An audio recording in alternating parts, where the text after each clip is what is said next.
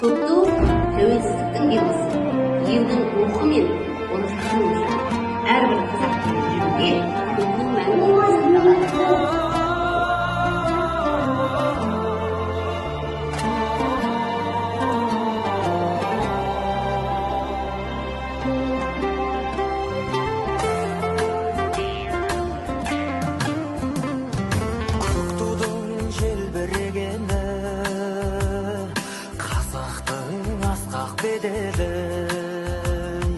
Махаббат қайрат екеулеп шымырлатқан денені,